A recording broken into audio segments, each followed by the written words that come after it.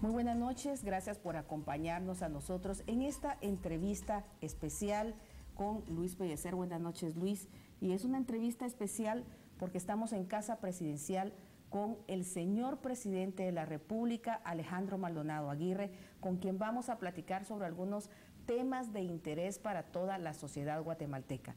El señor presidente ha tenido una larga trayectoria dentro de la política del país, fue designado, como recordarán ustedes, como diputado del país, así también ocupó el cargo de ministro de Educación, estuvo en cargos como presidente de la Corte de Constitucionalidad e incluso fue embajador ante Naciones Unidas de nuestro país. Así que vamos a tener esta entrevista especial, Luis. Y para nosotros en Noticiete es un gusto compartir este espacio con Telediario y por supuesto podernos proyectar a ustedes, amigos televidentes, con una entrevista que hoy pretende ahondar en las acciones de gobierno en este tiempo de transición. Y antes que nada, pues darle las gracias al señor presidente por aceptar la misma. Así que muy buenas noches y bienvenido. Gracias a ustedes, bienvenidos a esta casa, que digo, es la casa del pueblo, aunque solo la ocupe uno de los emblemas del pueblo, que es el presidente, pero aquí se realizan muchas reuniones, aquí se trabaja bastante y para nosotros es muy grato contar con ustedes. Señor presidente, es interesante cómo en estos momentos de crisis de este país, en los últimos meses que hemos vivido, una crisis no solo política, económica, donde usted un 14 de mayo llega a asumir primero la vicepresidencia del país y por estas situaciones conflictivas que estamos viviendo, llega a ocupar la presidencia del país. En este momento, ¿cuáles son los puntos más importantes para empezar a trabajar? ¿Qué es lo que ha estado usted haciendo? Y realmente, ¿cómo también ha enfrentado esta crisis? Bueno, yo me atreví a definir este gobierno como de salvación nacional porque asumimos en un momento crítico, grave, de un descontrol absoluto del poder. La sociedad se expresó, manifestó. Fue hermoso ese movimiento, pero era una sociedad sin dirigentes. No era para negociar con nadie, sino simplemente para que se recogiera ese clamor y se entendiera los signos de los tiempos. Y por eso llamábamos de salvación, porque era algo como que venía en picada y de momento se detiene. Y esa es la responsabilidad que tenemos, el compromiso que hay de responder a ese clamor. Y bueno, en este tiempo y precisamente en el espíritu de la salvación que usted menciona, hay que tomar decisiones. Y entendemos que se le haya pedido la renuncia a quienes estaban en las diferentes carteras como ministros y también la toma de decisiones de quienes iban a ocupar los cargos. ¿Qué parámetros ha seguido en términos generales, señor presidente? Bueno, en efecto, yo pedí a todo el gabinete y todos los elementos claves del gobierno que lo pusieran a disposición sus cargos. No califico a ninguno, sino que realmente lo que quiero es que se establezca un gobierno de consenso nacional que no tenga ataduras ni ligamentos con partido político que quiera ser hegemónico o dominar. De suerte que algunos ministros serán confirmados por el momento crucial que vivimos, pero estamos oxigenando con unas nuevas caras. Yo pedí personas con experiencia, que hayan pasado por el servicio público y que hayan demostrado una gran eficiencia y calidad. Pero también quiero elementos jóvenes que surgen, aquellos que necesitan una oportunidad en la vida para empezar una carrera pública, y a eso hemos estado dispuestos.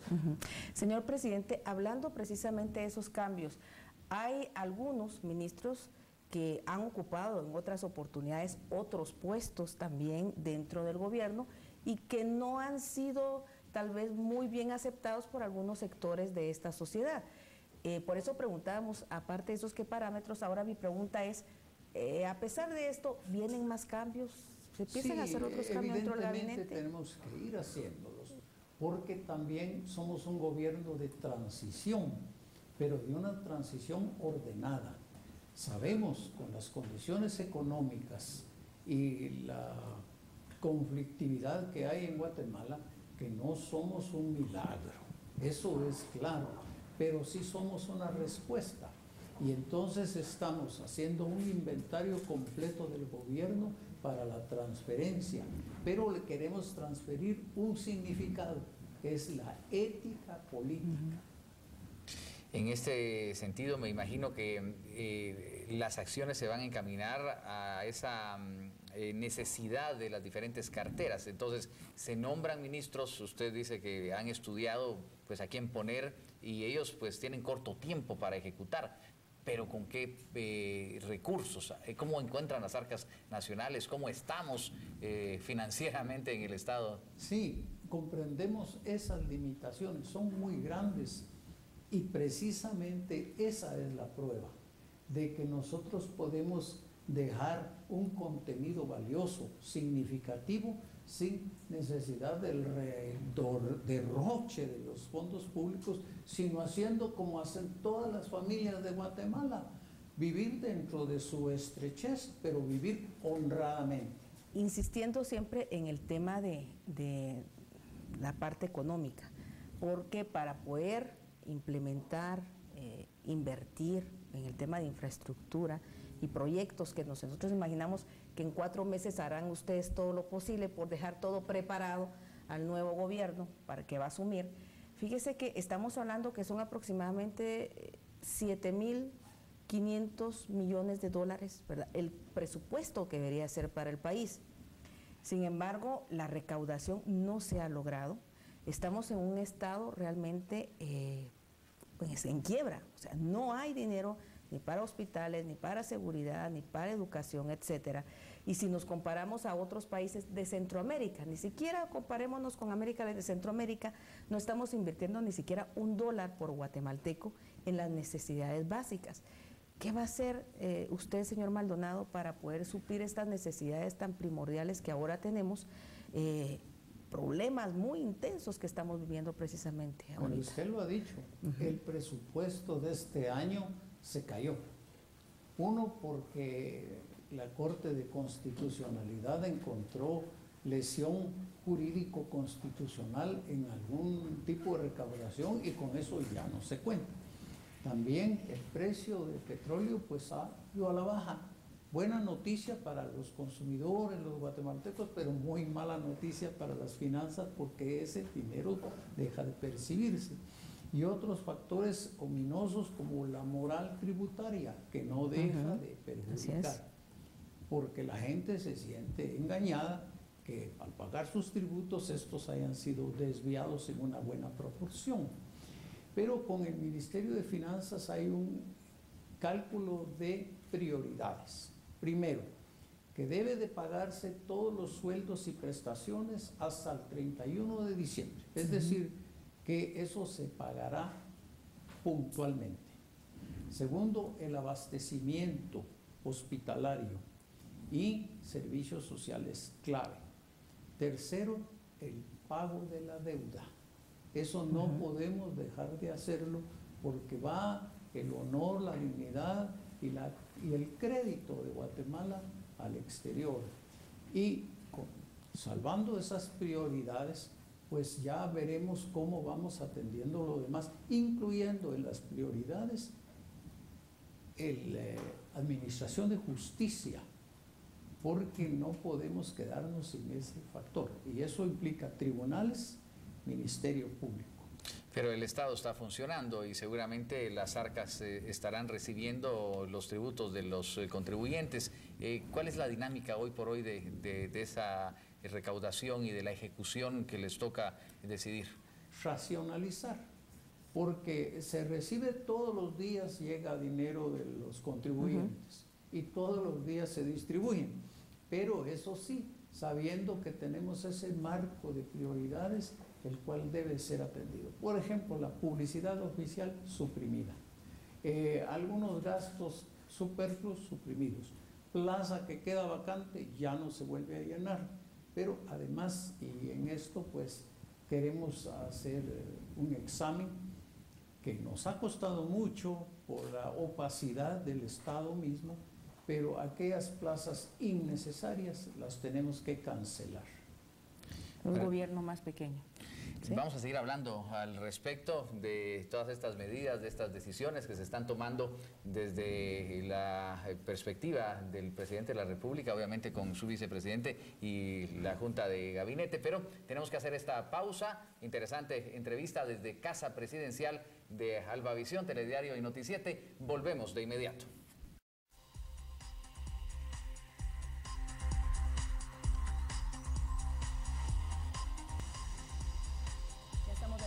Aquí con ustedes en esta entrevista especial, llevándolo a sus hogares, también a través no solo de Telediario y Noticiete, sino que a través del canal 429 de DirecTV en Estados Unidos y por supuesto toda Canadá, con el presidente de la República, Alejandro Maldonado.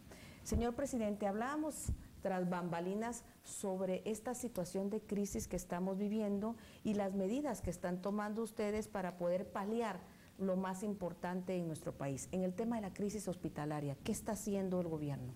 Pues en efecto, con el ministro de Finanzas se hace un plan de pagos, se procura mantenerlos al día, siempre a veces hay algún desfase. Por ejemplo, cuando los hospitales entraban que ya tenían que cerrar, pues tomo el teléfono, llamo a los directores de los hospitales, ellos muy amablemente vienen aquí a esta casa, tenemos una discusión, análisis, y ya está negociándose la operación de normalización. Pero tenemos nosotros una plataforma de médicos que trabajan abnegadamente. Yo los llamé para felicitarlos por la operación de las siamesitas, porque la verdad, esas operaciones son de hospitales de primer mundo. Y aquí se ha dado ese ejemplo, Guatemala es ejemplo en muchas cosas, pues en este caso de diálogo. Nos hemos entendido y se va regularizando. Ahora el mismo ministro de Economía el ministro de Salud está atendiendo temas así de probabilidades de suspensión y todo, pero él con muy buen criterio, como un operador económico, porque el problema no es de ciencia. Los médicos de Guatemala son eficientes, pero médicos que no tienen ni para los guantes, pues obviamente tienen que resentir un mal servicio. Es por eso que no puso un médico como ministro de Pues Salud. en realidad lo que yo necesitaba, alguien que pusiera en orden el aspecto financiero del ministerio. Y en el tema de educación, la semana que termina fue una protesta una concentración multitudinaria precisamente por el sentir de los maestros. ¿Cuál es su respuesta a ellos, señor presidente? Que también es un clamor digno de una profesión. El magisterio es valioso, pero tampoco tenemos nosotros por qué vivir abnegados a una mala retribución por un trabajo y un esfuerzo verdadero. Pero ahí viene el diálogo. ¿Por qué? Porque nosotros les estamos presentando los libros, indicándoles los papeles, cómo están las arcas nacionales. Esa, por ejemplo, fue una gran diferencia en la gloriosa transición de 1944. Porque entró un gobierno nuevo, rejuvenecido, digno del apoyo popular, pero encontró las cajas completas, es decir, encontró efectivo para su programa. En este caso no teníamos nada, vacías las arcas nacionales, y con esa situación pues estamos dialogando con el magisterio, con los operadores de la salud y con todos los sectores, porque aquí viene todos los días y yo ya me siento un insolvente que no paga sus deudas porque todo el mundo me viene a pedir que les paguemos. Y a eso, usted dice, estamos dialogando, estamos concertando con los diversos sectores. Me imagino que así lo está haciendo también, no solo con los sectores políticos, sino también con el sector económico, que falta hace también la contribución y la verdadera participación de estos. Y me atrevería a preguntarle, señor presidente, ¿cómo está la relación con el Congreso de la República en este momento? Precisamente con los señores diputados que ahorita están decidiendo cosas importantes, incluso se está analizando el presupuesto del año entrante, el 2016, para ver si también puede ser vigente después de la elección de su vicepresidente. Pues yo siento que mi relación con el Congreso es buena, sobre todo por un factor, respetuosa. Cuando yo propuse al Congreso una terna de candidatos a la vicepresidencia, yo me esmeré que cualquiera de los tres que fuese designado, para mí cumplía con los cánones de la honorabilidad y la solvencia que el país necesitaba. Por esa razón no fui, ni era debido que yo indicara preferencia. Incluso hubiera sido deslealtad para con los tres miembros de la terna, ir debajo de agua a decirles, bueno, yo propuse tres, pero el que yo quiero es este. No, y sin ningún calificativo ideológico, político, de clase ni nada. Presenté una terna de lo que yo creía personas notables y que el Congreso me entendieron. Cuando yo llegué al Congreso y les recordé que en el acta de la independencia se delega en el Congreso la potestad de desarrollar esos enunciados, es el compromiso que ellos tienen. Y les dije, ustedes son herederos de los próceres de la independencia, vamos a estar a su altura. Y yo creo que podemos hablar con ellos en cualquier momento cuando apoyemos iniciativas de ley que aún están pendientes y que son necesarias para que el 14 de enero del año entrante quien reciba la presidencia también reciba los grilletes de las leyes que los sitúen en orden a los gobiernos. Los presidentes a veces se descuidan y no ven lo que está sucediendo abajo. Sí. Y a veces los de abajo ven lo que hacen arriba y también dicen, sigamos el ejemplo, y eso es un desorden. Las leyes deben de ser duras, firmes, implacables, y la justicia debe de actuar oportunamente, y así creo que vamos a avanzar. Señor presidente, ¿cuáles serían esas leyes importantes que ustedes debiesen entregar este 14? Bueno, son varias, pero para mí, ¿sí?, dos que tienen mucha significación. La ley de servicio civil y la ley de compras y contrataciones. Digo la ley de servicio civil porque no es justo que la gente esté entrando al gobierno por partido, por parentesco, por amistades o por corrupción. Y ya no le abren oportunidad a ningún joven que pueda entrar al servicio público, porque si no tiene vínculos, jamás va a llegar. Nosotros en mi tiempo fundamos en el Akeche el Instituto de Administración Pública y se hacían bachilleres en administración pública. Muy bonito. Tuvieron el cartón, pero no pudieron el empleo. ¿Y dónde queda la vocación también, no? Porque en esos tiempos era mejor obtener un carnet de partido político que un diploma de un bachillerato. Eso debe y otros terminar. países nos llevan ventaja en esa materia. Países que tienen una larga tradición en servicio civil cambian los gobiernos, pero la plataforma administrativa es la misma. Entonces no hay esa corrupción de comprar plazas o de ir a vender parentescos y cosas así. Compadrazgos. Con puros compadrazgos. Y tomada la decisión del Congreso de esta terna, ¿cómo ha sido ya la dinámica de trabajo? ¿Cómo están llevándose con el vicepresidente? Muy bien, muy bien. Es un hombre dinámico, con mucha capacidad, mucha apertura. Ha traído un equipo también de personas de mucha solvencia. Y estamos haciendo mucha armonía. Y con el gabinete también. Es decir, no solo con los que confirmaré, sino también con los nuevos ministros. Yo creo que estamos dando un buen mensaje de unidad. ¿Para cuándo estarán los otros cambios? Bueno, con lo que ya tengo, digo, hemos concluido la etapa de gabinete. Ahora cada ministro le he dado facultades para que él proponga sus cambios, con el parámetro que no es una barredora. Exacto. Que no va a ir a un barrido a quitar a todo el mundo solo por quitar. Pero eso sí, plaza que aparezca ahí sin justificación, que la supriman. Y que lleve colaboradores de calidad que le ayuden. Conseguir ministros y conseguir funcionarios para 3 meses y medio fue una proeza. La verdad que a Guatemala le han hecho mucho daño, mucho daño. En el testamento de don Carlos Herrera, que fue presidente de Guatemala, dejó una cláusula recomendándole a sus hijos que no se metieran en política. Un presidente recomendarle a su familia que no volviera a saber de la política. Y yo aquí encontré unos colaboradores buenos, brillantes, que no le tuvieron miedo al esquema y se han lanzado conmigo en una aventura política de 3 meses y medio, pero creemos que vamos a dejar un mensaje muy positivo. Señor presidente, ahorita estamos atravesando otro momento muy difícil en nuestro país por estos deslaves que se han dado ante las últimas lluvias en el país. Sabemos que usted ha estado presente también en las conferencias de Conred y ha estado en reuniones con todos los diferentes sectores para formar parte y de alguna manera ayudar a estas familias. ¿Cómo ha visto la situación? ¿Cómo la podría evaluar en este momento?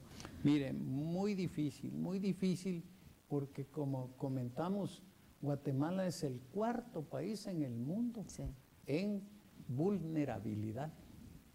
Y a la inversa, es uno de los países que no invierte en prevención. Entonces nosotros solo aquí reaccionamos cuando se hunde la casa, pero no invertimos en los cimientos de la casa. No hay cultura de prevención, cuesta mucho. Y la realidad es de que solo apagafuegos resultamos acá. La inversión de esto es precisamente educación y organización social.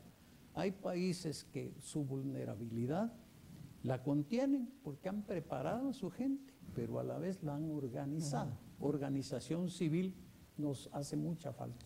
¿Y qué ayuda va a dar el gobierno a los damnificados del Cambray? Bueno, en este caso sabe que el gobierno pues no tiene posibilidades de ser un gobierno indemnizatorio, porque Guatemala ni eso tenemos, seguros para enfrentar estos desastres. Pero indudablemente aquellas personas de comprobada pobreza la tenemos que asistir y ayudar y pedir la solidaridad de los guatemaltecos en ese punto. Pues el problema es de la vivienda. Y el problema de vivienda está relacionado con propiedad. Si la gente no tiene un terreno propio, muy difícil de que construya una vivienda muy estable. Y a la vez no hay propiedad accesible porque no se han dado las facilidades crediticias para que la gente obtenga un lotecito de terreno. Con un solo lote de terreno la gente hace maravillas, pero que sea propio. Porque si va a un terreno ajeno, pues se lleva a hacer hojalata y tablas su casa. Cuando edifica en lo suyo, ladrillo por ladrillo. ¿Pero cómo está su salud? Pues bien, afortunadamente no me caí de cabeza. Pero lo que ocurre en Estados Unidos, Canadá y otros lugares, a veces celebran un día del discapacitado.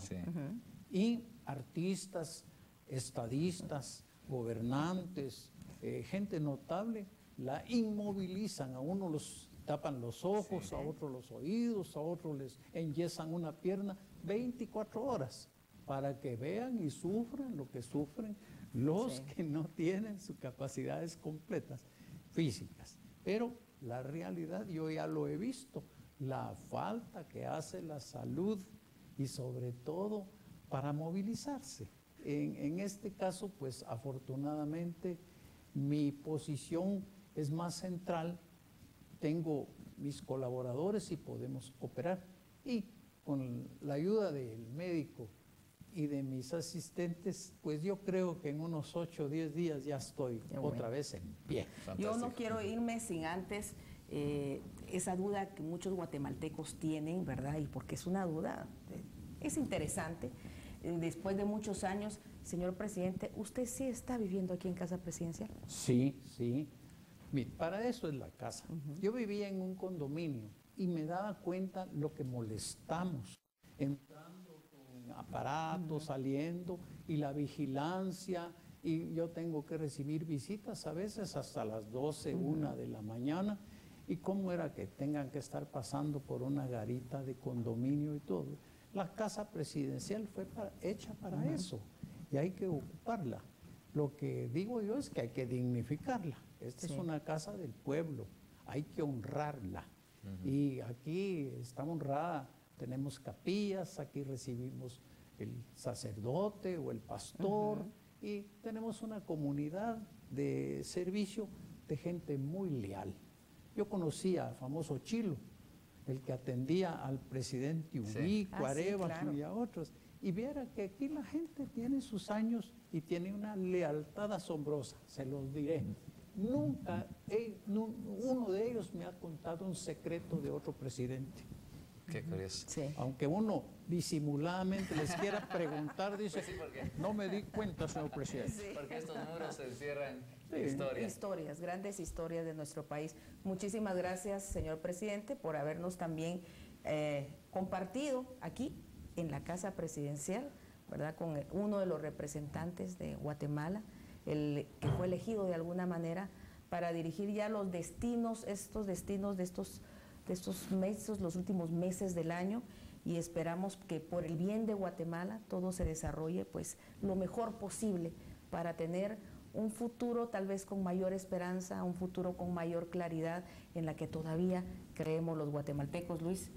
Yo tengo una inquietud nada más para cerrar. Sí. ¿Escogió ya la asociación o entidad a la que va a ayudar con sus gastos confidenciales que le había prometido a su esposa? ¿Cómo no? No son gastos confidenciales, son gastos de representación, así pero es. es el mayor volumen de lo que recibe el Los presidente. confidenciales eran los que usaban antes, ¿se Sí, acuerdan? entonces Estos son de le representación. transferí ya mi primera mensualidad a una cuenta de mi esposa y ella anda por ahí comprando sábanas, pañales, alimentos y cosas para los ancianos. Ah, qué bien. Entonces ella es la que se encarga de distribuir y al final de cuentas pues rendiremos al público con lealtad lo que ofrecimos. Tanto recibí y tanto se gastó para los ancianos. Qué bien. Dignificar a la tercera edad, ¿verdad? Pues le agradecemos Gracias, muchísimo. presidente. Quisiéramos seguir platicando porque como usted el tiempo se hace corto para todo lo que hay que conversar y sobre todo pues la necesidad que tiene Guatemala. Pero hay que empezar desde las pequeñas cosas y pues por eso es que hablamos también de todos estos temas. Así es. Pero el tiempo se nos ha terminado y agradecemos Así profundamente es. el que nos haya Muchísimas recibido gracias. en esta casa del pueblo, como Así es. dice el A señor presidente. ustedes, muchas Así es. gracias. Y a ustedes, amigos, gracias por habernos acompañado. Es un gusto haber compartido esta entrevista especial. Luis, gracias por haber compartido esta Sí, entrevista. un honor, amigos televidentes, por supuesto, siempre buscando que estemos lo mejor informados y qué mejor que platicar con quien hoy dirige los destinos de esta nación, el presidente Alejandro Maldonado Aguirre.